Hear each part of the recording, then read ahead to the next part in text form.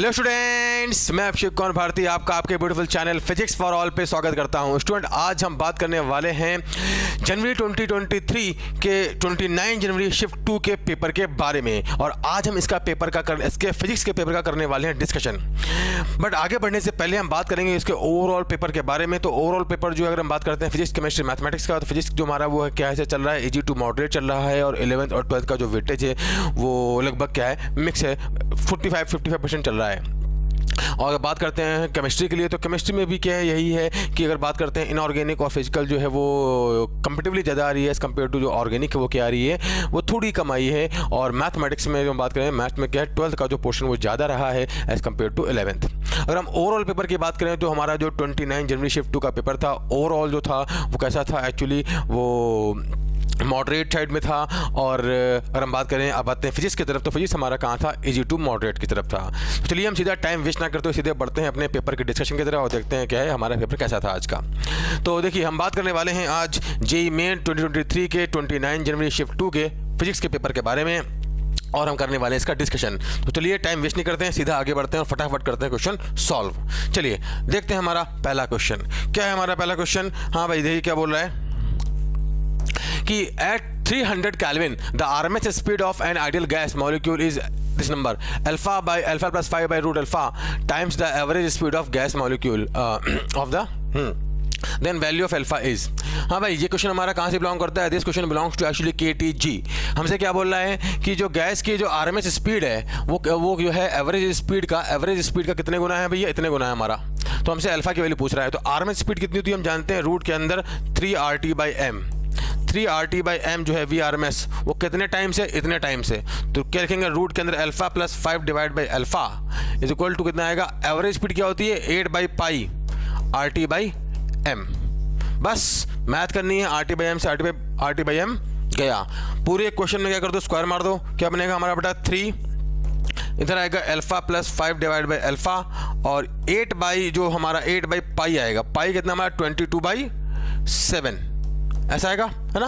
अच्छा सिंपल, चलिए मैथ करते हैं फटाफट। क्या बनेगा देखें यहाँ पे इस केस में ये आएगा, आई थिंक कितने से उड़ जाएगा हमारा, यहाँ पर बनेगा ये हमारा उड़ जाएगा इससे, ये आ जाएगा हमारा कितना, आ जाएगा 4, ये बन जाएगा हमारा आई थिंक 11। मैथ वाले देख रहे हैं ना, मैथ में कुछ गड़बड़ बता देना, ठीक है ना। तो कितना बनेगा हमारा बेटा, ये देखिए जरा सॉल्व करते हैं यहाँ पर इसको। ये आएगा हमारा कितना 33 अल्फा इज इक्वल टू 7 चौका 28 प्लस इज इक्वल टू कितना बनेगा 28 अल्फा प्लस 5 इंटू 28, ये बनेगा ना 5 इंटू 28, है ना। मैथ बाद में करेंगे इसको। तो लिया इधर बनेगा 5 अल्फा इज इक्वल टू बनेगा 5 इंटू 28। तो अल्फा कितना है, सीधा अल्फा की कितनी आ गई 28। सिंपल क्वेश्चन था, हमें कुछ करना वरना नहीं था, बस हमें जो दे रखा था हमें वहीं पे वैल्यू पुट कर देनी थी, सीधा हमें क्या मिल जाता बेटा इसका आंसर। सिंपल क्वेश्चन था बच्चों। चलिए आगे बढ़ते हैं और देखते हैं हमारा नेक्स्ट क्वेश्चन कौन सा है।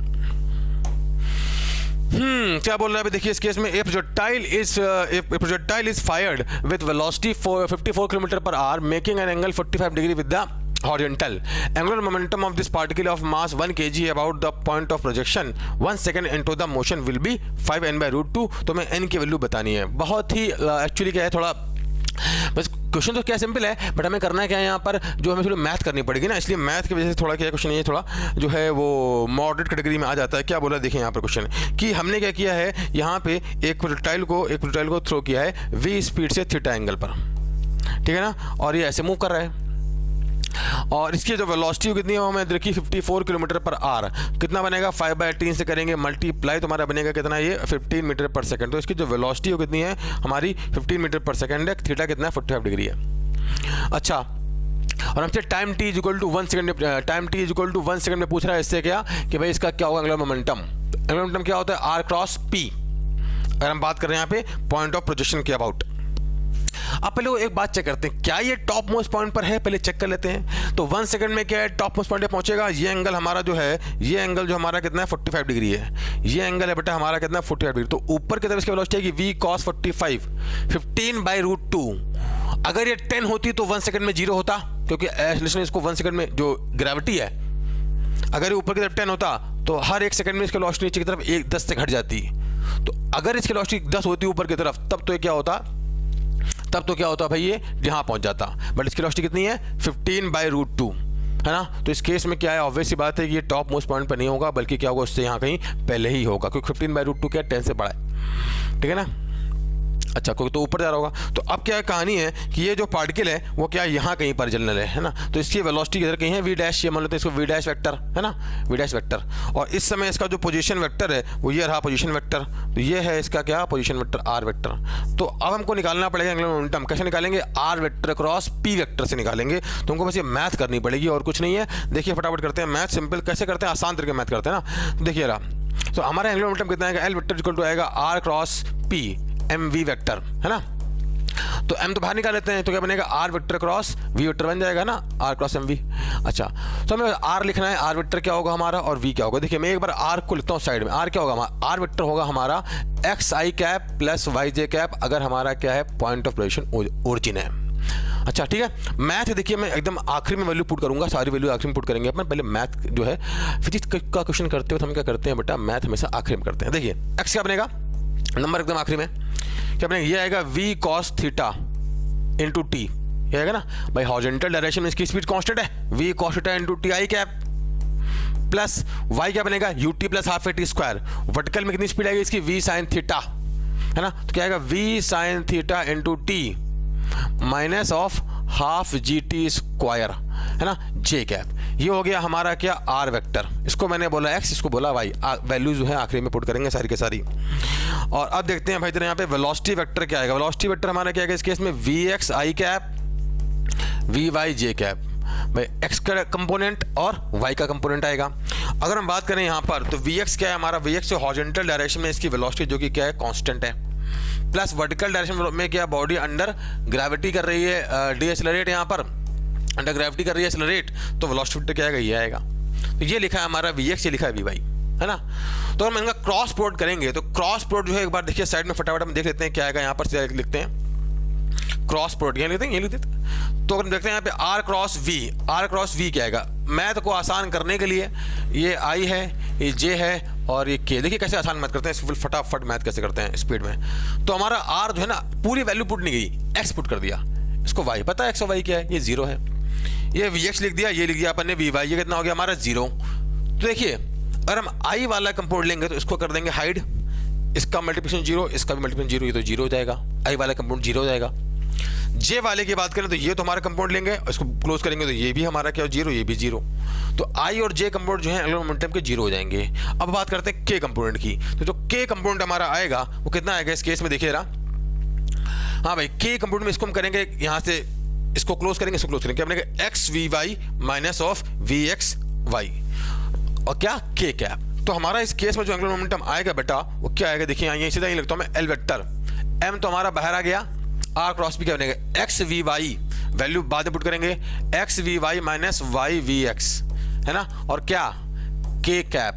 ये है एंगुलर मोमेंटम, यहाँ पे x v और y की वैल्यू हम यहाँ पे लिखी हुई है, ठीक है। वैल्यू पुट करते हैं, हमको तो चाहिए मैग्नीट्यूड भाई, तो अब k कैप से मतलब ही नहीं है ना।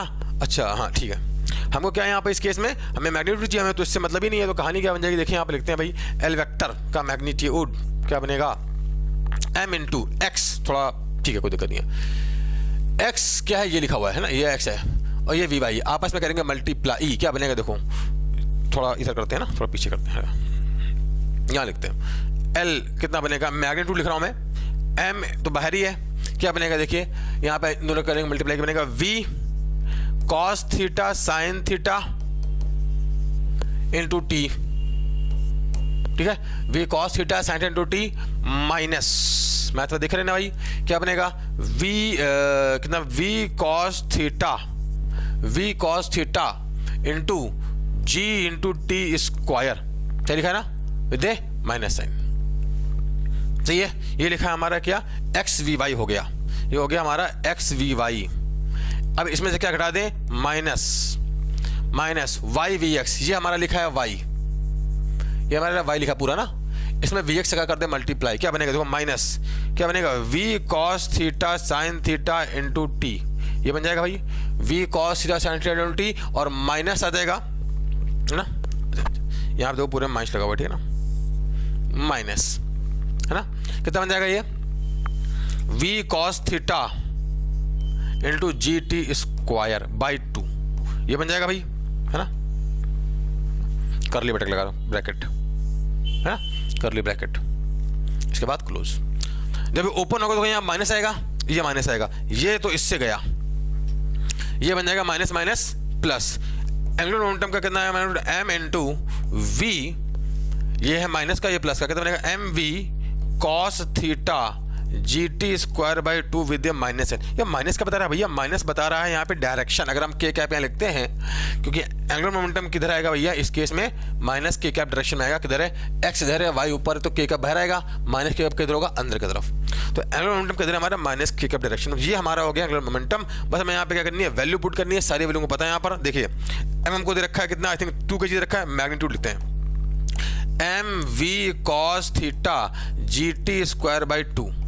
हाँ भाई, m कितना है हमारा, आई थिंक 2 kg रखा है, 2 kg के 1 कितना है, देखो एक बार देख लेते हैं कितना है, मास है हमारा, सॉरी 1 kg है ना, मास हमारा कितना है इस केस में, मास है 1 kg, तो मास हमारा कितना है भाई यहाँ पर 1 kg है, और v कितना है हमारा 15 है, cos थीटा कितना बनेगा 1/√2, g कितना है 10, और t कितना बोला 1 सेकेंड बाई 2, सीधा आंसर है ना।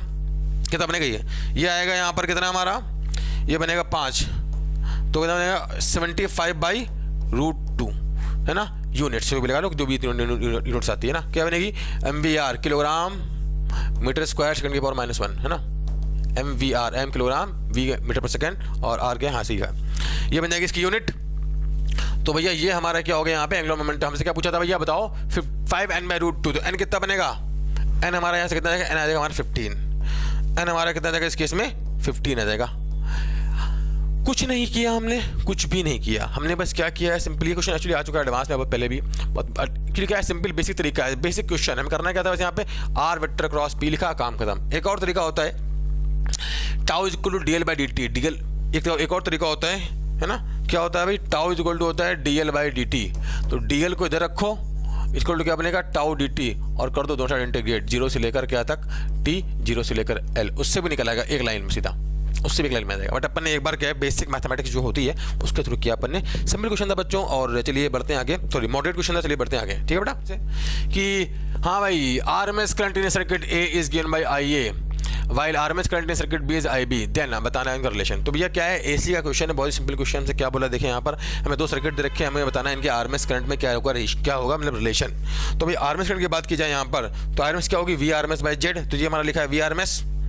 तो अगर हम लिखते हैं इसका IRMS जो कि IA है, क्या बनेगा, VRMS कितना है 220/Z कितना है इसका, R के बराबर है, ये हो गया इसका क्या IRMS पहले वाले का। दूसरे की बात करें, दूसरे क्या बनेगा IB क्या बनेगा, VRMS तो हमारा लिखा हुआ है 220/Z, Z क्या होगा देखिए यहाँ पर, ये लिखा है हमारा XL, ये लिखा है XC, क्या होता है Z होता है हमारा XL माइनस XC का स्क्वायर, है ना, डिपेंड करता है कौन बड़ा है, अगर XL माइनस XC है, XL बड़ा है XC तो XL माइनस XC बनेगा, XC बड़ा है XL तो XC माइनस XL बनेगा, ठीक है ना। तो अभी यहाँ पे कौन बड़ा है, यहाँ बड़ा है हमारा कौन भाई, यहाँ पे XC माइनस XL, तो उल्टा बन जाएगा ना, प्लस R का स्क्वायर, ठीक है, तो उसको यही लिखते हैं। तो क्या बन जाएगा इस केस में, देखिए भाई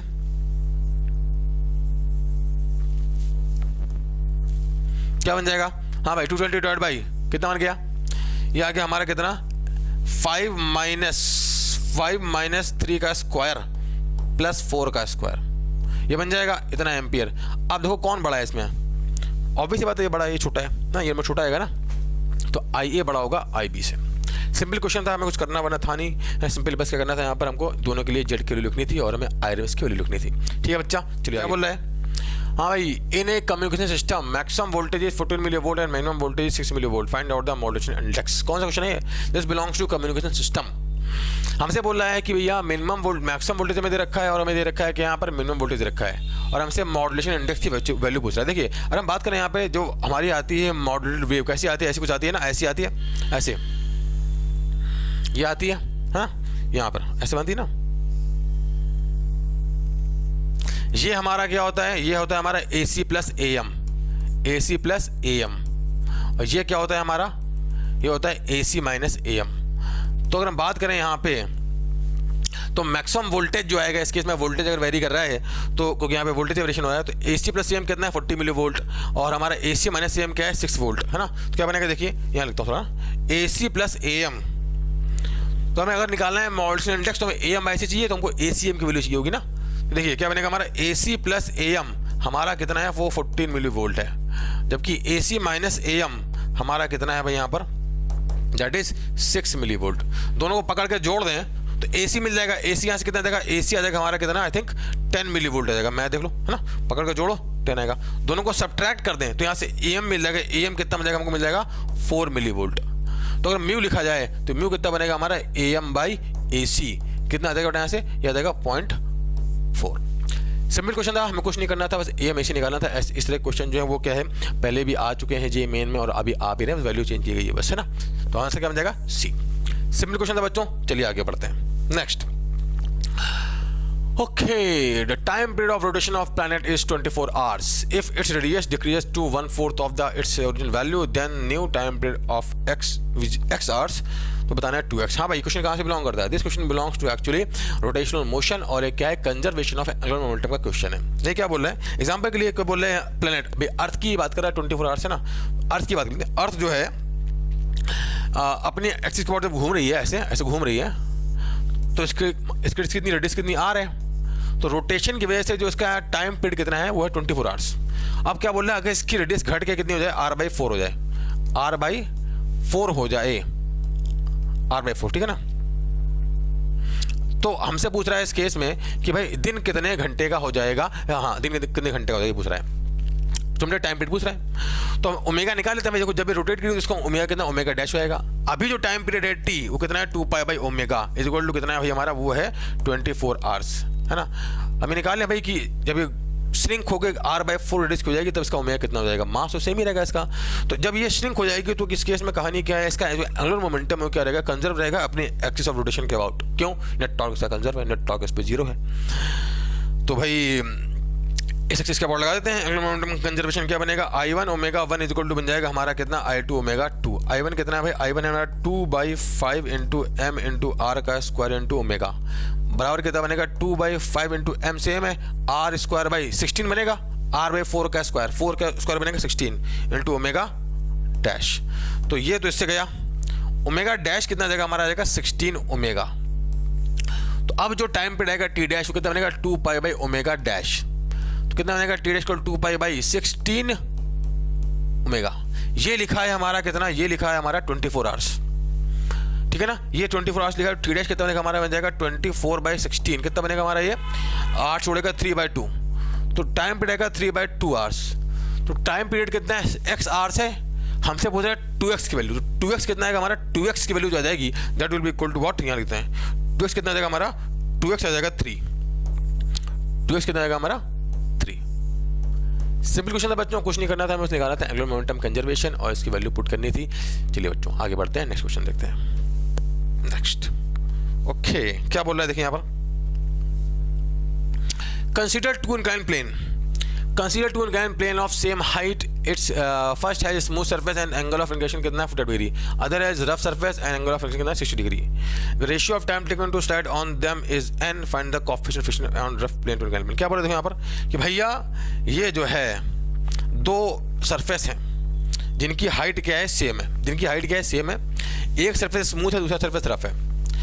अगर इसको स्लाइड होकर यहाँ से आने में टाइम लगता है कितना हमारा t1 और यहाँ टाइम लगता है हमारे t2, तो t1/t2 जो है n के बराबर है, तो हमको बताना है इसका जो फ्रिक्शन कोएफिशिएंट होगा वो म्यू कितना होगा, हमको म्यू की वैल्यू बतानी है, बस इतना नहीं करना, कुछ नहीं करना है। देखिए कुछ नहीं करना है, सिंपल क्या है, बिलोंग्स टू व्हाट, अगर बात करें यहाँ पर तो ये एनएलएम और फ्रिक्शन का बहुत ही आसान क्वेश्चन है एक्चुअली, करते हैं, है ना। ठीक है, तो मान लेते हैं इसकी हाइट कितनी h है, तो जब ये बॉडी इधर मूव करेगी तो इस डायरेक्शन में इसमें फोर्स लगेगा mg sin थीटा। तो इस केस में कहानी क्या है, जो इसका एक्सेलरेशन है वो इस डायरेक्शन में क्या आएगा, g sin कितना आएगा, g sin 45 डिग्री, है ना, क्योंकि भाई फ्रिक्शन तो लग ही नहीं रहा। तो इस डायरेक्शन में इसको यहाँ ये इस दूरी को कवर करने में कितना टाइम लगेगा, h इज इक्वल टू क्या है, body is moving under constant acceleration, so we can apply equation of motion h is equal to ut plus half t square. ये दूरी कितनी है, h/sin 45, h/sin 45 is equal to कितना बनेगा, ut, u 0 है, half into a g sin 45 into t का square, t1 कर दो, t1 कितना बनेगा हमारा 2h बाई कितना बनेगा g, सही ना, मैं तो देख रहा ना 2h बाई g, है ना, और 1/sin45 मैंने बाहर निकाल लिया इसको, ठीक है ना। रूट लगाने के बाद ये T1 आ गया, स्क्वायर आएगा, रूट से बाहर आ जाएगा। अब ये तो T1 की बात हो गई। बात करते हैं भाई T2 की। तो यहाँ पे देखो भाई क्या इस केस में जब बॉडी मूव करी तो इधर कितना फोर्स लगेगा, इधर लगेगा mg sin 60, इधर लगेगा mg cos 60, इधर लगेगा नॉर्मल, और पीछे की तरफ फ्रिक्शन कितना लगेगा mu into n, mu into mg cos 60।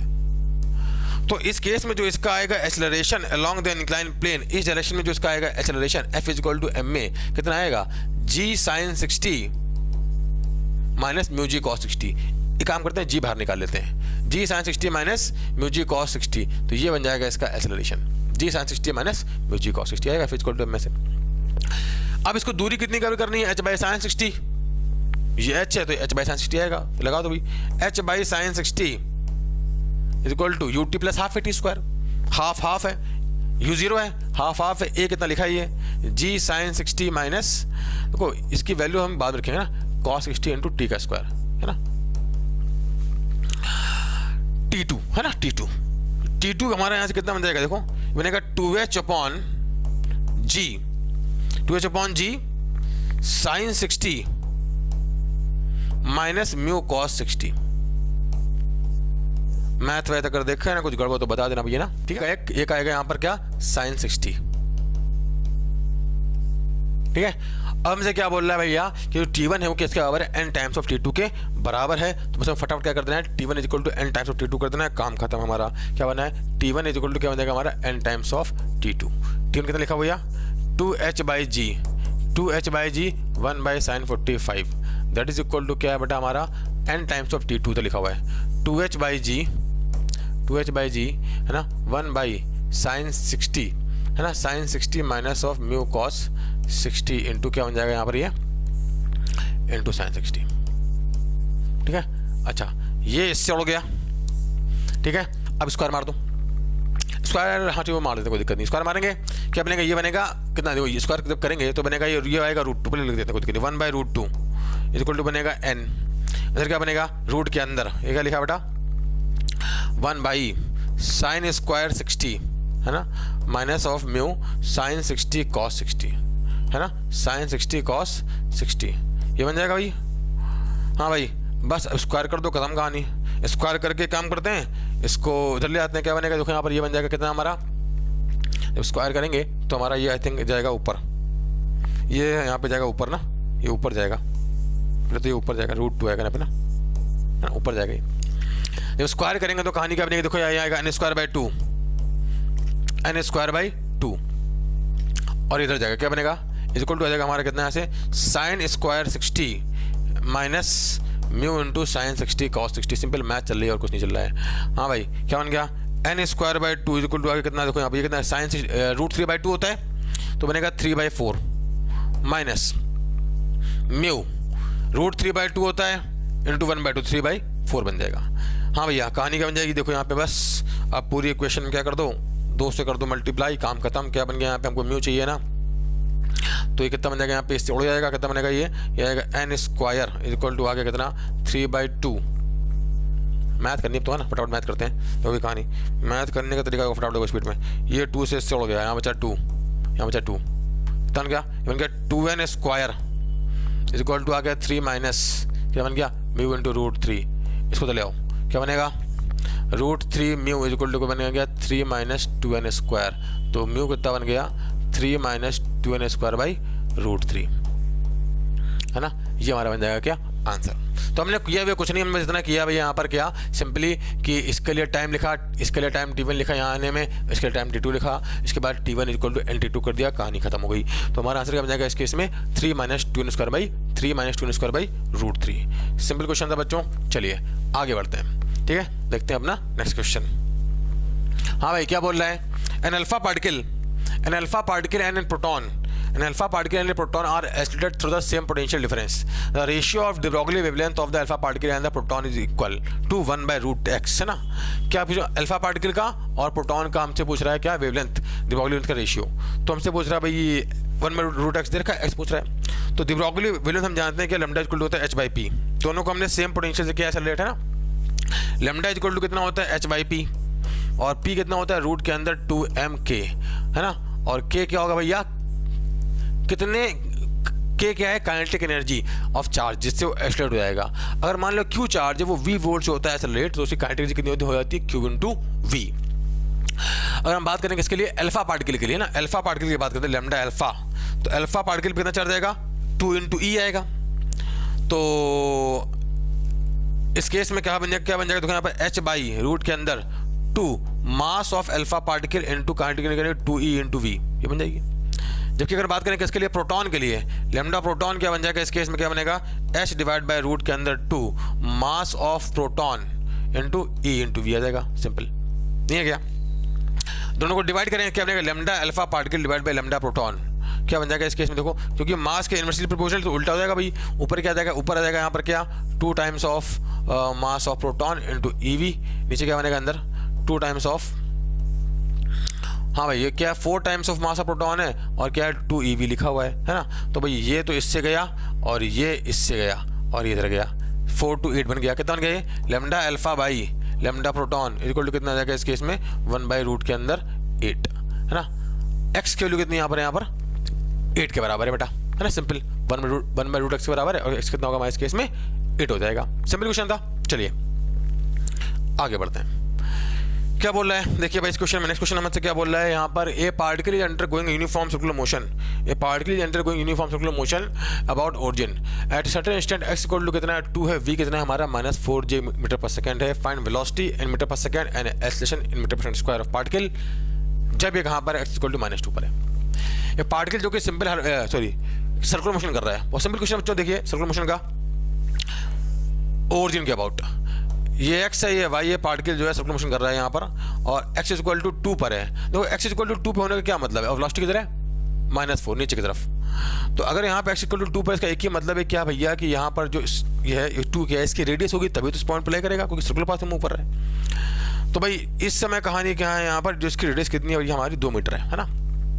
जब ये मूव करते करते कहाँ पर है x इक्वल टू -2 पर आएगा, यहाँ के यहाँ आएगा, तो x इक्वल टू -2 पे आने पर कहानी क्या होगी भाई, यहाँ पर ये इसकी देखो स्पीड तो कांस्टेंट है क्योंकि यूनिफॉर्म सर्कुलर मोशन है, स्पीड तो कितनी होगी 4 मीटर पर सेकंड, किधर की तरफ, ऊपर की तरफ, और जो एक्सेलरेशन होगा वो किधर होगा टुवर्ड द सेंटर। a कितना आएगा, a आएगा v स्क्वायर बाई r और v कितना है हमारा 4 स्क्वायर डिवाइड बाई r कितना है 2, a कितना बन जाएगा हमारा 8 मीटर पर सेकंड स्क्वायर, किधर की तरफ i कैप, तो वेलोसिटी होगी 4j cap metre per second और ये होगा 8 i cap metre per second square. कहाँ दिया है हमारा, क्या बन जाएगा आंसर इस केस में, सेकंड आंसर बन जाएगा। सिंपल क्वेश्चन था, कुछ करना था नहीं। चलिए बच्चों आगे बढ़ते हैं, देखते हैं हमारा नेक्स्ट क्वेश्चन, ये वाई का है, ठीक है। नेक्स्ट देखते हैं क्या बोल रहा है, a force of F is equal to minus कितना है -40x acts on a mass of कितना 1 kg, x is the position of the mass and the maximum speed of the mass is 4 metre per second, find the amplitude all the parameter are in SI unit. तो भी देखो इस force को देख के आपको लगता नहीं है कि किस तरह की फोर्स है, F is equal to -kx, तो A is equal to -ω² x का फॉर्म बनेगा, तो it will be oscillating under simple harmonic motion. तो ये एक बॉडी यहाँ पे जो भी है वो सिंपल हार्मोनिक मोशन कर रही है ना, तो एक ऐसे में क्वेश्चन है बच्चों ये। तो हमसे क्या बोल रहा है भैया, हमसे बताओ यहाँ पर इसकी जो मैक्सिमम स्पीड कितनी हमको दे रखी है 4 मीटर पर सेकंड। तो हम जानते हैं देखो यहाँ पर F इज इक्वल टू कितना लिखा है -40x, F is equal to m में आएगा, m कितना है m कितना है हमारा 1 kg, तो m into a equal to बनेगा -40 इंटू x, तो a कितना बनेगा m1 है -40 इंटू x, ये हमारा लिखा है क्या ω²। अच्छा हम जानते हैं मैक्सिमम स्पीड कितनी होती है, v इक्वल टू होती है a ओमेगा, और मैक्सिमम स्पीड में कितनी दे रखी है, हमको दे रखी है कितनी 4 metre per second, is equal to क्या बनेगा a इंटू ओमेगा कितना √40, ठीक है। a यहाँ से कितना बनेगा 4 डिवाइड बाई रूट के अंदर 40, क्या बनेगा ये 4 डिवाइड इंटू 2√10, कितना बनेगा ये 2/√10 मीटर, है ना, जो भी इसकी यूनिट होगी 2/√10, ऐसा यूनिट है ना 2/√10 मीटर। सिंपल क्वेश्चन था बच्चों, हमें कुछ करना वरना था नहीं, अब सिंपल फॉर्मूला लगाना था, बस आगे बढ़ते हैं। चलिए बच्चों देखते हैं हमारा next question. A block of mass 20 kg is moved with the constant force F for 20 seconds starting from rest and then F is removed. It is then observed that block moves 50 meter in next 10 seconds, then F की value बतानी है।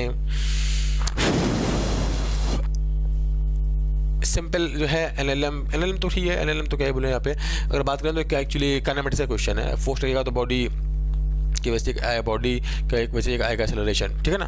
NM plus kinematics का question है। यहाँ पे क्या बोल रहा है, यहाँ पे एक ब्लॉक है, ये एक ब्लॉक है और इस पर एफ फोर्स लग रहा है, ठीक है ना। ये एक ब्लॉक है, एम मास का ब्लॉक है, इस पर एफ फोर्स लग रहा है, ठीक है ना। इस एफ और ये फोर्स कब तक लग रहा है, टाइम टी नॉट टाइम तक, है ना। मैथ तो क्या है, कम से कम करते हैं ना, मैथ क्या है, जितना कम हो उतना मैथ कम करूँगा, है ना। टी नॉट टाइम तक कितना लग रहा है, टी नॉट हमें पता है कितना है, कहाँ है, मास है 20 kg, एफ लग रहा है फोर्स और टी नॉट 20 सेकंड तक लग रहा है। टी नॉट टाइम तक फोर्स लगता है, इसके बाद क्या होता है भाई, इसके बाद ये जो ब्लॉक होता है, एम मास का ब्लॉक है, वो वी वेलोसिटी गेन कर लेता है, ठीक है ना। और इसके बाद हम क्या करते हैं, इस पर पहले फोर्स लगा रहे थे टी नॉट टाइम तक, इसका हमने फोर्स लगाते फोर्स लगेगा तो भाई एक्सेलरेट करेगा, वेलोसिटी बढ़ती आएगी, बढ़ते कुछ वेलोसिटी हो गई। अब हमने फोर्स को हटा लिया, जब हमने फोर्स को हटा लिया तो अब क्या होगा भाई, अब तो इस पर कोई फोर्स नहीं लग रहा, अब तो ये कांस्टेंट वेलोसिटी से मूव करता रहेगा। तो भैया हमसे अब देखो, अब जो हमने फोर्स को हटा लिया है तब तो ये कांस्टेंट वेलोसिटी से मूव कर रहा है, और वो कांस्टेंट वेलोसिटी कितनी है, हमसे देखो बोल रहा है कि अब ये 50 मीटर दूरी चल लेता है कितने में, 10 सेकेंड में। तो कितना आएगा भाई, इसकी कांस्टेंट स्पीड आएगी 50/10। तो जो कांस्टेंट स्पीड है v, वो कितनी 50/10 है ना, 5 मीटर पर सेकेंड है। तो जिस कांस्टेंट स्पीड से मूव करेगा वो कितनी है, 5 मीटर पर सेकेंड है। पहली बात तो ये। दूसरा, अब देखो एक हमने तो यहाँ से स्पीड मिल गई, दूसरी स्पीड को यहाँ से वही स्पीड में यहाँ से मिल जाएगी। अब ये क्या है, 20 सेकंड तक कर रहा था इस फोर्स की वजह से स्टेट, तो इसका कितना आएगा एक्सेलरेशन F/m। तो 20 सेकंड बाद इसकी वेलोसिटी क्या आएगी, v बराबर u + 80 u + F/m × कितनी है 20, और वेलोसिटी कितनी आती है 5 मीटर पर सेकंड के बराबर होती है। तो कर तो बराबर कितना आएगा, F/m कितना था इसका, m था हमारा 20 kg, कितना हो जाएगा यहाँ पर देखिए, यह जाएगा हमारा v आ जाएगा कितना F/20 × 20 कितना हो जाएगा, ये आ जाएगा f metre per second, that is equal to कितना आएगा 5, तो कितना आएगा, दैट इज इक्वल टू आएगा 5, तो उड़ जाएगा f, यहाँ कितना आ जाएगा, f आ जाएगा हमारा 5 न्यूटन। जो फोर्स लग रहा है कितना है वो हमारा 5 न्यूटन के बराबर है। सिंपल क्वेश्चन था बच्चों, हमने कुछ नहीं किया, सिंपल बॉडी का जो है टी टाइम के बाद वेलोसिटी निकाल ली, इसके बाद वेलोसिटी कहाँ से निकाल ली, कितनी दूरी चलेगा सर्टेन टाइम इंटरवल में, और दोनों की वेलोसिटी वापस, दोनों की स्पीड को आपस में कर दिया बराबर, इसके बाद वहाँ से मिल जाएगा एफ की वैल्यू। चलिए बच्चों आगे बढ़ते हैं नेक्स्ट क्वेश्चन पर। क्या बोल रहा है अभी देखें यहाँ पर, ओहो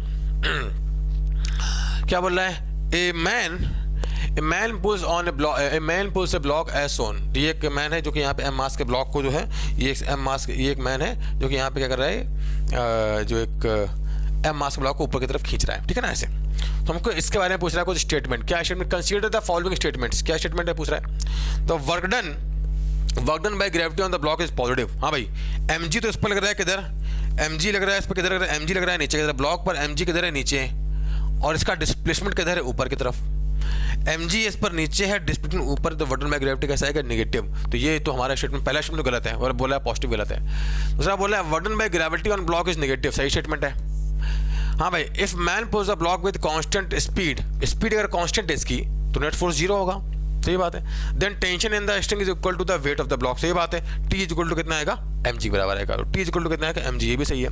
तो हमारा आपको पूछ रहा है इसमें से कौन कौन से ऑप्शन क्या है करेक्ट हैं, कौन कौन से ऑप्शन करेक्ट हैं, ओनली 2 and 3 है ना, 2 and 3 आर ओनली करेक्ट, ठीक है। चलिए सिंपल वर्क बायोलॉजी का सिंपल सा क्वेश्चन था बच्चों, और आसान था एकदम, फटाफट हो गया लाइन में। चलिए बच्चों आगे बढ़ते हैं, देखते हैं हमारा नेक्स्ट क्वेश्चन क्या बोल रहा है भाई।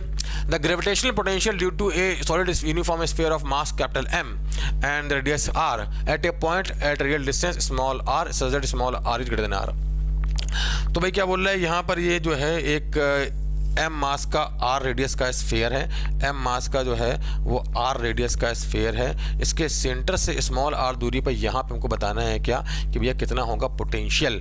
तो कैसे पता करते हैं, आसान तरीका क्या होता है भाई, इस पूरे के पूरे मास को कहाँ मान लो, सेंटर पे मान लो, इसके बाद सिंपल पोटेंशियल लिख दो। तो v कितना आ जाएगा, v आ जाएगा सिंपल क्या -gm/r, एक लाइन में काम खत्म, सिंपल।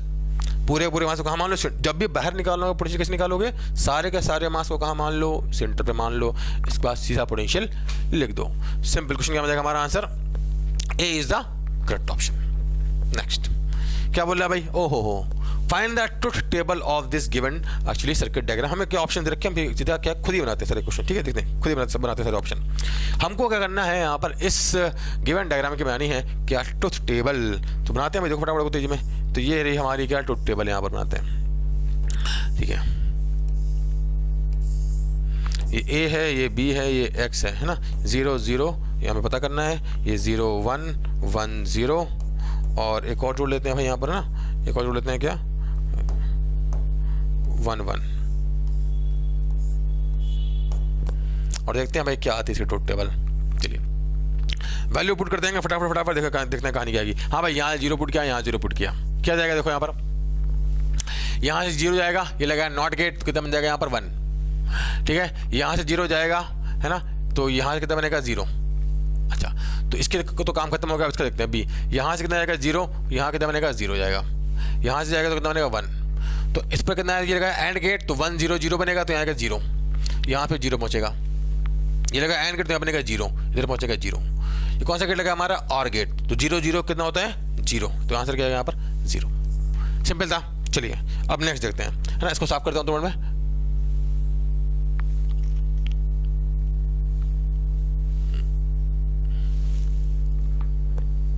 चलिए सिम करते हैं, ठीक है। अब हमारी कहानी क्या है यहाँ पर, अब हमारा क्या है यहाँ पर, ए है 0, बी कितना है 1। तो ए हमारा 0 हो गया, बी हमारा कितना है यहाँ पर इस केस में 1 है। ए 0 है, तो यहाँ से 0 जाएगा तो क्या बनेगा, यहाँ पे जाएगा 1, है ना, लिखा नहीं कुछ यहाँ पर। यहाँ से जाएगा 1, तो यहाँ कितना बनेगा, यहाँ आएगा 1, ठीक है। यहाँ से बचेगा तो क्या बनेगा 1 बनेगा। अच्छा अब देखो यहाँ पे कहानी क्या है, यहाँ से 0 जाएगा तो बनेगा 0, और जब यहाँ से 1 जाएगा तो कितना बनेगा भैया, ये 1 का बन जाएगा 0, ठीक है। ये है 1 1 आया तो यहाँ बनेगा 1 आएगा, यहाँ कितना बनेगा 1 0 0 तो यहाँ 0 आएगा। तो यहाँ से 1 आ रहा है, यहाँ से 0, कितना बनेगा यहाँ पर आएगा 1, यहाँ कितना बन जाएगा 1। अब देखो 0 1 पे जो आ रहा है वही 1 0 पर आएगा, क्यों, क्योंकि भाई पूरा जो यहाँ पे सर्किट है सिमेट्रिक है ना। तो 1 0 पे भी कितना आ जाएगा यहाँ पर 1 आएगा, आप करके देख सकते हैं, कोई दिक्कत की बात नहीं है, ठीक है। अब बात करते हैं किसके बारे में, अगर हम 1 1 देंगे तो क्या आएगा, देखिए। तो हमारा मान लो क्या ये 1 है और ये भी हमारा कितना है 1, तो यहाँ से 1 जाएगा तो यहाँ कितना आएगा, यहाँ 1 जाएगा तो कितना आएगा, यहाँ पर आएगा 0, नॉट गेट लगा हुआ है। यहाँ कितना आएगा भैया, यहाँ आएगा 1, है ना। और यहाँ कितना आएगा, यहाँ 1 से जाएगा 0, तो 0 लिखा हुआ है। यहाँ से कितना आएगा, यहाँ 1 आएगा। 0 और 1 कितना बन जाएगा, यहाँ पर एंड गेट लगा है ना, 0 बन जाएगा। यहाँ भी 0 1 कितना बन जाएगा, 0 को एंड गेट लगा हुआ है। इधर पहुँचेगा तो यहाँ कितना आएगा, ये 0 है, यहाँ भी कितना आएगा 0, और 0 0 कितना बन जाएगा भैया, और गेट लगा हुआ है, 0 बन जाएगा। तो यहाँ कहानी क्या बन जाएगी हमारी इस केस में, जो है ये बन जाएगा यहाँ पर क्या 0, ठीक है। सिंपल था बेटा, कोई दिक्कत की बात नहीं है। हमने क्या है इसकी क्या ट्रुथ टेबल बना ली है। अब ये ट्रुथ टेबल इसकी रहेगी, अब इसके करस्पॉन्डिंग जो भी अपना आंसर होगा वही हमारा करेक्ट रहेगा। चलिए सिंपल क्वेश्चन था बेटा लॉजिक गेट का, है ना। ऐसे बहुत क्वेश्चन आपने किए होंगे अपने एग्जाम में और अपने जब आप पढ़ते होंगे तो वहाँ पे किए होंगे अपने एक्सरसाइज में। चलिए ठीक है बच्चों, आगे बढ़ते हैं, देखते हैं नेक्स्ट क्वेश्चन हमारा क्या है। नेक्स्ट हो यूनिट एंड डायमेंशन आ गया भाई। क्या बोल रहा है, it is given that x square plus y square equal to a square. It is given that x square plus y square equal to a square. तो r a यहाँ पे क्या है, रेडियस है। a जो यहाँ पे क्या है, रेडियस है। Also it is given that x minus alpha t square plus y minus t by beta square equal to a square, where t क्या है, टाइम। बताना है अपन को क्या है, dimension formula of alpha and beta. तो भाई क्या एक बात तो समझ में आती है साफ हमको यहाँ पर कि x square plus y square equal to a square, तो ये है रेडियस, है ना, मतलब डिस्टेंस। तो जो x का डायमेंशन फॉर्मूला होगा वही y, जो x स्क्वायर का होगा वही y स्क्वायर का, वही a स्क्वायर का। और a क्या है कि a स्क्वायर कितना है, l स्क्वायर। तो मतलब x भी क्या है, x जो है हमारी वो लेंथ है ना। ये सब क्या है यहाँ पर लेंथ है, और t तुम्हारा टाइम है ही। अच्छा अब देखो यहाँ बात करते हैं, इन दोनों को क्या किया है, सब्ट्रैक्ट किया गया है। तो जो x का डायमेंशनल फॉर्मूला आएगा वही किसका होगा, हमारा अल्फा t का होगा। और x क्या है हमारी लेंथ, तो क्या आएगा l इंटू कितना बनेगा, t इज इक्वल टू आ गया अल्फा। तो अल्फा इक्वल टू कितना बनेगा हमारा LT माइनस 1, ये हमारा आ गया अल्फा। अब ऐसे बात करते हैं यहाँ पर y minus t by beta. तो y minus t by beta, y का जो डायमेंशन फॉर्मूला है वही आएगा टी बाई बीटा का। तो अगर हम लिखें बीटा का, बीटा क्या बनेगा, बीटा आएगा हमारा कितना, दैट टी बाई वाई। तो कितना बनेगा भाई, ये ऊपर जाके बनेगा टी एल माइनस 1, है ना, ये एल माइनस 1 टू टी। क्या बन जाएगा देखो यहाँ पर, तो पहले का तो है क्या हमारा एल टी माइनस 1, दूसरे का एल माइनस 1 इंटू टी। तो आंसर क्या बन जाएगा इस केस में, A is the correct option. Simple dimension फॉर्मूले का क्या सिंपली बेसिक क्वेश्चन था बच्चों, है कि नहीं है। चलिए बढ़ते हैं आगे अपने, देखते हैं नेक्स्ट क्वेश्चन को, ठीक है। हाँ भाई, resolving power of compound microscope will increase with, हमें दे रखा है यहाँ पर wavelength of light and aperture formula देखें तो यहाँ पे रिजॉल्विंग पावर का फॉर्मूला क्या होता है हमारा, ये होता है रिजॉल्विंग पावर का फॉर्मूला यहाँ लिखते हैं, ठीक है, इधर लिखते हैं। रिजॉल्विंग पावर का जो हमारा फॉर्मूला आता है वो आता है हमारा कितना, इधर लिख देता हूँ, कोई दिक्कत नहीं। ये आता है resolving power RP is equal to आता है हमारा 2n sin theta divide by 1.22 lambda, है ना। यहाँ पे n sin थीटा क्या है हमारा, ये है हमारा इस केस में क्या, न्यूमेरिकल अपर्चर, और लैम्डा क्या है हमारी वेवलेंथ, ठीक है। n sin थीटा है हमारा न्यूमेरिकल अपर्चर और लैम्डा क्या हमारी वेवलेंथ। तो देखो इस हिसाब से दिख रहा है यहाँ पर क्या होगा, जो न्यूमेरिकल अपर्चर है वो बढ़ाना पड़ेगा और वेवलेंथ को क्या करना पड़ेगा, घटाना पड़ेगा। तो भाई कहानी क्या होगी भाई कि डिक्रीज इन वेवलेंथ, लैम्डा घटेगा और न्यूमेरिकल अपर्चर क्या होगा, बढ़ेगा अगर हमें बढ़ाना रिजॉल्विंग पावर। तो हमारा आंसर क्या बन जाएगा इस केस में, पहला वाला, है ना। ये फॉर्मूला आपको याद होना चाहिए, फॉर्मूला बहुत क्या है फेमस है, बहुत इंपॉर्टेंट है, पढ़ के आना है, ठीक है बेटा, पढ़ना है। नेक्स्ट क्वेश्चन क्या बोल रहा है, the Broglie wavelength of a body of mass m and kinetic energy is given bye E। ओ हो कितनी बार क्वेश्चन आया, कितनी बार आया है, कैसा क्वेश्चन है, मैटर वेव। क्या बोल रहा है भैया, de Broglie wavelength lambda equal to कितनी होती है h/p, और p कितना होता है रूट के अंदर 2m k, यहाँ k क्या है काइनेटिक एनर्जी, यहाँ पे काइनेटिक एनर्जी किसे दिखाया गया, E से दिखाया गया है। क्या बनेगा, lambda equal to h root के अंदर 2m E। आंसर क्या है, मिला है ना। चलिए नेक्स्ट क्या बोल रहा है, हाँ भाई एसेशन इतने क्वेश्चन है, क्या बोला देखिए, बोल रहा है EM वेव का क्वेश्चन है। EM wave are not deflected by electric field and magnetic field, एकदम सही बात, सही बोल रहा है। तब इलेक्ट्रोमैग्नेटिक वेव जो होती हैं वो क्या होती है, इलेक्ट्रिक फील्ड और मैग्नेटिक फील्ड से डिफरेंट नहीं होती क्योंकि उन पर कोई चार्ज नहीं होता, ठीक है। रीजन क्या बोल रहा है, EM wave does not don't carry any charge so they are not different by electric field magnetic field. क्या बात है, सही है, एसेशन भी करेक्ट है, रीजन भी करेक्ट है और करेक्ट एक्सप्लेनेशन है, करेक्ट है। चलिए नेक्स्ट आगे बढ़ते हैं। ओ हो consider the following potentiometer circuit, है ना। ये हमको एक सर्किट देखा है, पोटेंशियोमीटर सर्किट दे रखा है यहाँ पर, है ना, और हमसे पूछ रहा है इस केस में क्या, when switch S is open, when switch S is open.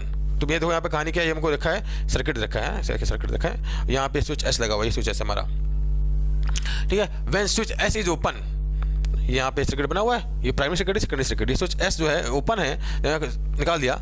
तो उस केस में कहानी क्या है, जो हमारी एजे लेंथ आ रही है वो 300 सेंटीमीटर है, एजे लेंथ हमारी कितनी है 300 सेंटीमीटर है, और जब स्विच S नीचे वाला स्विच क्या है क्लोज है, तब एजे लेंथ कितनी है 200 सेंटीमीटर है। और हम जो यहाँ जो R लगा रखा है, ये जो R लगा रखा है, देखो समझो क्वेश्चन क्या है, मैं पढ़ के बता देता हूँ। जब ये स्विच ओपन है तब उस समय ये जो लेंथ है कितनी है हमारी 300 सेंटीमीटर है। जब स्विच को क्लोज कर दिया, इस केस में S स्विच को क्लोज कर दिया, तब इस केस में कहानी क्या है भाई कि ये सर्किट क्या होगा, क्लोज हो जाएगा और उसमें करंट फ्लो करेगी। उस केस में कहानी क्या है भाई, ये लेंथ कितनी है 200 सेंटीमीटर है। तो हमसे पूछ रहा है बताओ, और R किलोमीटर की 5 ओम, तो पूछ रहा है बताओ इसका इंटरनल रेजिस्टेंस क्या होगा। सीधा फॉर्मूला होता है इसका, हम इसको पूरा प्रूव भी कर सकते हैं, कोई दिक्कत की बात नहीं। देखो यहाँ पर हम बात करें, यहाँ पर तो जब ये सर्किट ओपन है, जब सर्किट ओपन है तो इस केस में जब सर्किट बाहर निकला हुआ, सर्किट में कोई क्या है, कोई भी स्विच ओपन है, तो उस केस में कहानी क्या आएगी, प्राइमरी सर्किट में करंट फ्लो कर रही है, तो इसके क्रॉस जो यहाँ पर क्या है, जो लैम्डा है उसे बोलते हैं क्या, पोटेंशियल ग्रेडियंट। तो अगर इसकी लेंथ मान लें L1, तो जब ये स्विच ओपन है, जब switch is open, when S is open, when S is open, तो उस केस में कहानी क्या बनेगी, देखो यहाँ लेते हो ना, व्हेन S इज ओपन, उस केस में कहानी क्या है भाई, ये जो गैल्वेनोमीटर है एजे पॉइंट के क्रॉस और क्या बोलते हैं इसके क्रॉस जो आएगा पोटेंशियल डिफरेंस कितना आएगा, वो E1 आ जाएगा ना। तो गैल्वेनोमीटर में कोई करंट फ्लो नहीं करेगी, तो E इक्वल टू कितना बनेगा यहाँ पे इस केस में, लैम्डा इनटू L1, है ना। अच्छा, और जब स्विच क्लोज कर दिया, जब स्विच क्लोज कर दिया उस केस में क्या होगा, जब स्विच क्लोज करेंगे तो इस सर्किट में करंट फ्लो करेगी स्विच क्लोज करने के बाद। तो इस केस में क्या करेगा भाई, इसके क्रॉस से पोटेंशियल को मेजर करेगा। तो अब इस केस में क्या होगा, जो एजे पॉइंट है और इसके क्रॉस जो आएगा पोटेंशियल डिफरेंस कितना आएगा, वो आएगा E माइनस IR, जो कि V के बराबर है। तो अब जो पोटेंशियल हो जाता है जब स्विच क्लोज है, तो V इक्वल टू कितना होता है, लैम्डा L2। 2 मिनट लगेगा, खर्च से मैं प्रूव भी करता हूँ, 2 मिनट लगेगा, कोई दिक्कत की बात नहीं। देखो यहाँ पर E इक्वल टू कितना है, यहाँ पर हम जानते हैं, यहाँ पर अब इसके क्रॉस जो आएगा, इसके से मान लेते हैं सर्किट में I करंट फ्लो कर रही है, तो क्या बनेगा, V इक्वल टू आएगा कितना, E minus IR, E minus IR small r, ठीक है ना, ये बन जाएगा हमारा। तो यहाँ से अपन क्या निकाल लेते हैं भाई, इस केस में क्या देखिए, I की वैल्यू, I कितना आएगा, यहाँ से I आ जाएगा हमारा, I आ जाएगा कितना, E minus V divide by small r। और हम जानते हैं भाई जो इसके क्रॉस पोटेंशियल डिफरेंस है वही इसके क्रॉस पोटेंशियल डिफरेंस है। तो इस केस में V इक्वल टू कितना आएगा, एक और आएगा, V इक्वल टू कितना आएगा, IR आएगा। तो यहाँ से I कितना बन जाएगा भैया, V बाई R, ठीक है ना। इन दोनों को कर दो बराबर। जब इन दोनों को बराबर कर देंगे तो कहानी क्या बन जाएगी यहाँ से कि जो हमें स्मॉल आर की वैल्यू है, करो बराबर स्मॉल आर की वैल्यू करो E minus V divide by small r is equal to बनेगा कितना वी बाई कैपिटल आर।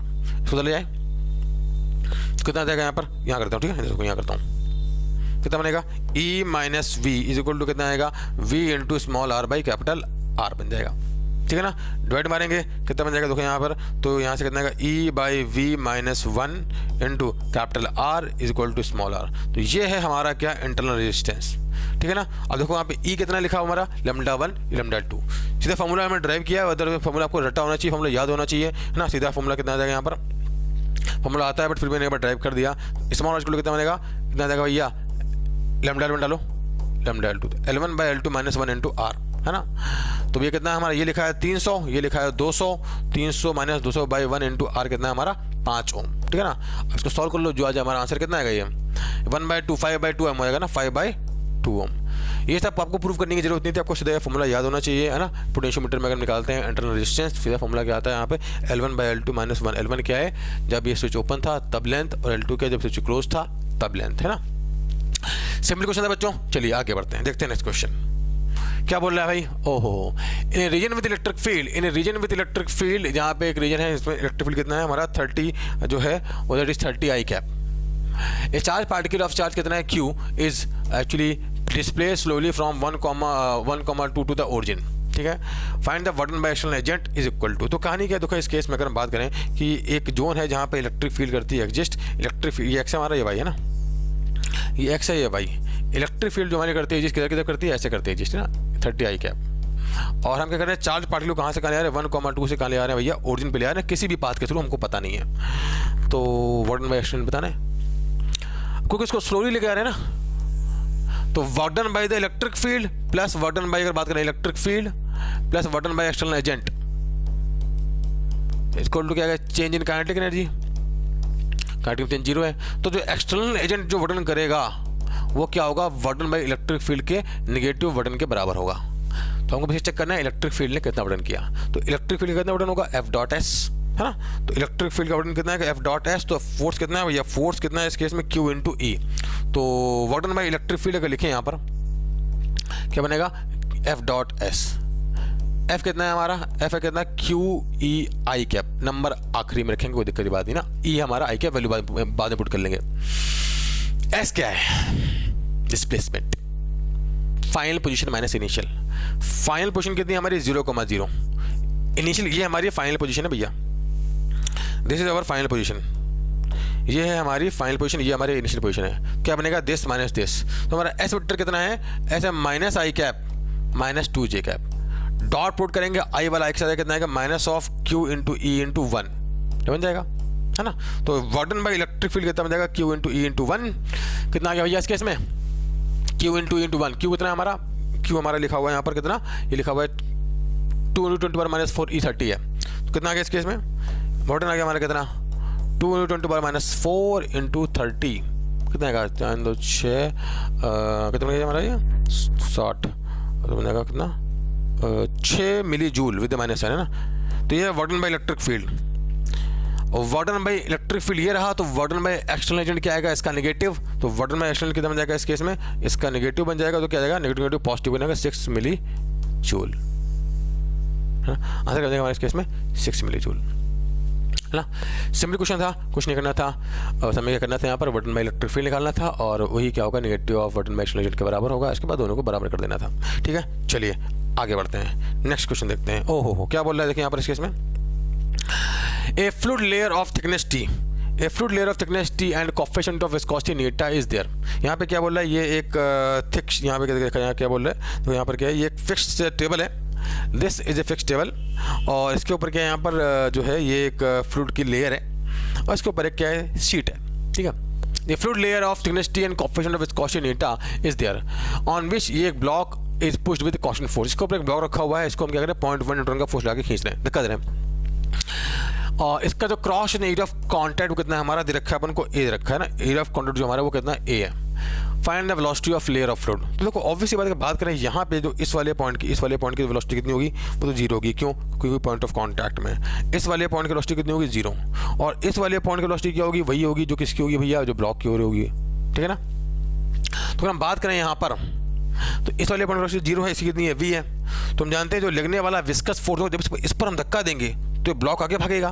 जब ब्लॉक आगे भागेगा तो जो लेयर है ना, तो लेयर को साथ धक्का देगा। तो लेयर के जो दो लेयर उनके बीच में क्या लगेगा, विस्कस फोर्स। तो विस्कस फोर्स की वैल्यू कितनी है जानते हैं, x minus of Neeta A delta v by delta x। जब ऊपर वाली लेयर भागेगी तो उसके नीचे, ये ऊपर वाली लेयर है, ये ब्लॉक से जुड़ी हुई है, ये ब्लॉक के साथ भागेगी। तो ऊपर वाली लेयर जब भागेगी तो नीचे लेयर को भागने देगी नहीं, तो उस पर एक विस्कस फोर्स लगाएगी और ये चेन पूरी में चलती जाएगी। ये जो विस्कस फोर्स है इसकी वैल्यू कितनी आएगी, F minus Neeta A delta v by delta x। अच्छा, और विस्कस फोर्स किसके बराबर होगा यहाँ पर, F के बराबर। कितना किसके बराबर है हमारा, 1 न्यूटन के बराबर। तो ये आ गया 0.1 इज इक्वल टू नीटा इंटू ए, कितना है, ए है डेल्टा v। इस वाली वेलोसिटी कितनी है, v है। इसी कितनी है, इसकी वेलोसिटी कितनी है, v है। तो यहाँ आएगा v। अच्छा, इसका कितना आएगा v,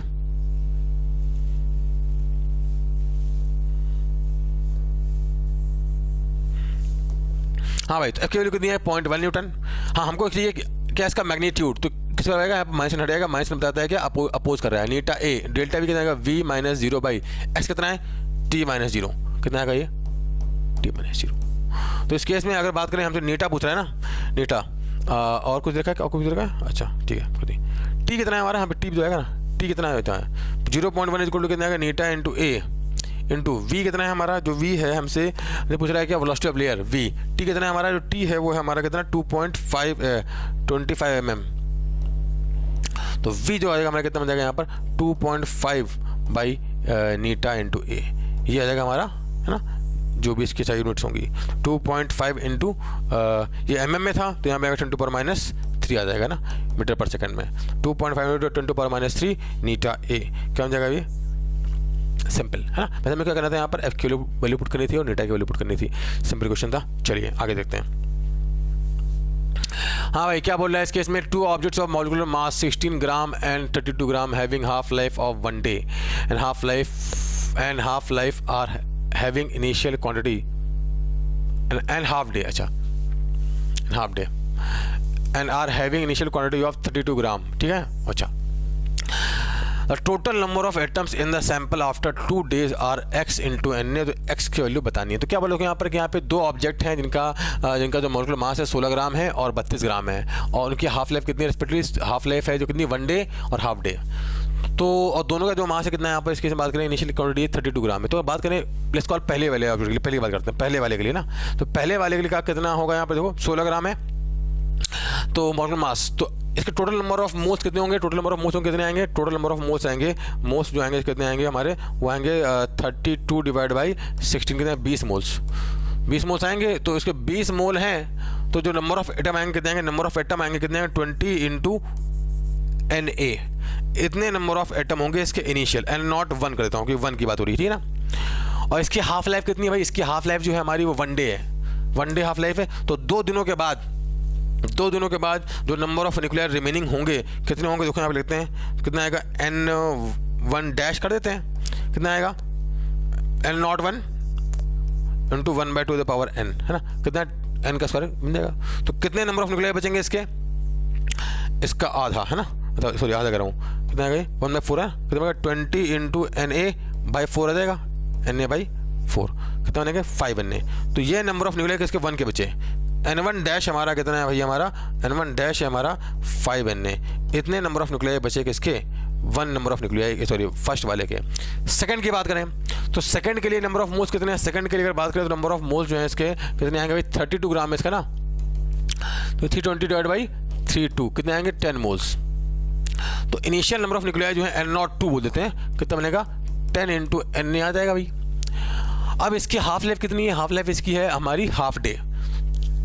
4 दिन होने पर क्या हो जाएंगे, कितनी हाफ लाइफ बीत जाएंगी, 4 हाफ लाइफ बीत जाएंगी। तो इसके नंबर ऑफ न्यूक्लियर कितने बचेंगे, n2 डैश क्या बनेगा 10 इंटू Na इंटू 1/2 कितना आ जाएगा 4, कितना बनेगा ये 10/16 है ना, 16 आएगा 16 तो आएगा 5/8 इंटू Na। तो n2 डैश कितना है 5/10 है। तो अब n2 डैश आ गया हमारा 5/8, तो हमसे पूरा टोटल नंबर ऑफ न्यूक्लियाई जो है वो कितने हैं, वो xNA हैं। तो x की वैल्यू बतानी है, तो भैया इस केस में कहानी क्या जाएगी ना, x की कहानी क्या जाएगी, टोटल नंबर ऑफ न्यूक्लियाई कितने आएंगे हमारे इस केस में, n1 dash plus n2 dash is equal to कितना बनेगा 5 + 5/8 इंटू NA, कितना बनेगा ये 45, हाँ 45/8 NA। तो XA कितना है हमारा इस केस में, x हमारा कितना है 45/8। तो ये तो हमारा बेटा किस क्वेश्चन, ये तो हमारा सिंपल क्वेश्चन था रेडियो एक्टिविटी का। चलिए बच्चों आगे बढ़ते हैं, देखते हैं। नेक्स्ट क्वेश्चन क्या है भाई, देखिए यहाँ पर क्या बोल रहा है, a wire is converted into a, क्या बोलो नेक्स्ट क्वेश्चन क्या बोला, a wire is converted into a loop with 4 turns, है ना, with 4 turns and resulted in a magnetic field 32 Tesla at its center for given current flowing in it. अच्छा, what will be the magnetic field at the center in the same wire with same current flowing in it if it is converted into a single loop? तो क्या बोला, देखो यहाँ पे इस case में एक वायर है जिसकी मान लेते हैं ये वायर की सिंगल लेंथ, ये जो वायर है ना, ये एक वायर है, इसकी लेंथ मान लेते हैं कितनी L है हमारी, ठीक है ना, इसकी जो लेंथ है हमारी कितनी है, वो L है, वायर की लेंथ कितनी हमारी L मान लेते हैं ना, AB वायर है। तो भाई जब हमने क्या किया इस केस में, इसको हमने 4 लूप में किया कन्वर्ट, 4 लूप में किया कन्वर्ट, तो क्या होगा भाई, L कितना होगा इस केस में, भाई मान लेते हैं उसकी रेडियस R थी, R इसकी रेडियस है, R रेडियस है, और कितने लूप हैं यहाँ पे इस केस में, 4 लूप है, ठीक है भैया। तो L कितना आएगा इस केस में, अगर लिखा जाए यहाँ पर L कितना आएगा, देखिए L आएगा हमारा कितना 2πr × 4 आएगा भैया, क्या आएगा, हाँ। अच्छा, तो टोटल लेंथ L थी, तो इस केस में अगर लिखा जाए मैग्नेटिक फील्ड सेंटर पे, तो कितना आएगा, देखो लिखता हूँ B कितना आएगा, B आएगा हमारा μ0/2 I/r, ठीक है, इंटू N आएगा, N कितना है इस केस में 4, सही है। बाद में यहाँ पे कितने 4 लूप्स हैं, बाद हमने क्या किया, इसको एक बड़े लूप में कर दिया कन्वर्ट, बड़े लूप में कर दिया कन्वर्ट, है ना, ये मैग्नेटिक फील्ड B बना रही थी। अब जो है इस केस में इसकी रेडियस जो आती है R, तो भाई ये किसके बराबर होगा, 2π × R के बराबर होगा। तो साफ साफ दिख रहा है यहाँ से जो I की रेडियस कितनी आ जाएगी, 4R के बराबर आ जाएगी। तो अब जो रेडियस हमारी कितनी है, वो that is equal to 4R, है ना, ठीक है। अब लूप कितना है हमारे यहाँ पर 1।